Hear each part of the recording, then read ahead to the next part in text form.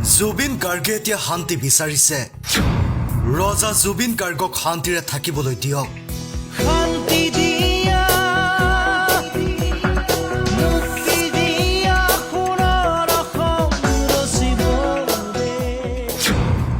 জুবিন গাৰ্গৰ মৃত্যু হোৱা নাই ৰৈ ৰৈ বিনালে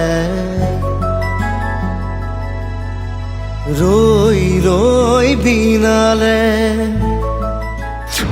তেওঁ এতিয়াও আমাৰ মাজত জীয়াই আছে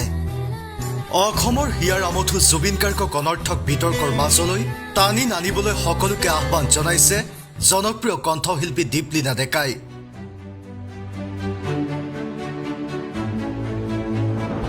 জুবিন গাৰ্গে এতিয়া শান্তি বিচাৰিছে গতিকে তেওঁক শান্তিৰে থাকিবলৈ দিয়ক জুবিন গাৰ্গৰ মৃত্যু হোৱা নাই তেওঁ এতিয়াও আমাৰ মাজত জীয়াই আছে তেওঁৰ সৃষ্টিৰ ৰাজিৰে আমি তেওঁক জীয়াই ৰাখিব লাগিব শিলচৰত উপস্থিত থাকি এইদৰে মন্তব্য কৰে কণ্ঠশিল্পী দীপলিনা ডেকাই জুবিন গাৰ্গৰ সৈতে একেলগে গীত পৰিৱেশন আৰু মিছন চাইনা চিনেমাত অভিনয় কৰা অভিজ্ঞতাৰ কথা উল্লেখ কৰি নষ্টালজিক হৈ পৰে গায়িকাগৰাকী ইয়াৰ সমান্তৰালভাৱে জুবিন গাৰ্গৰ হত্যা গোচৰৰ আজি চাৰ্চ ফ্ৰেমৰ ধাৰাবাহিক শুনানি বৃহস্পতিবাৰে সম্পন্ন হৈছিল শ্যামকানু মহন্তৰ জামিন আবেদনৰ শুনানি ৩০ এপ্ৰিলত শ্যামকানুৰ জামিন আবেদনৰ ৰায় প্ৰদান কৰিব আদালতে আজি সিদ্ধাৰ্থ শৰ্মাৰ জামিনৰ শুনানি গ্ৰহণ কৰিব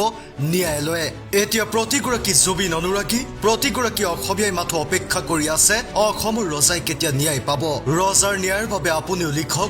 #JusticeForJubin Garg news text report news daily Assam digital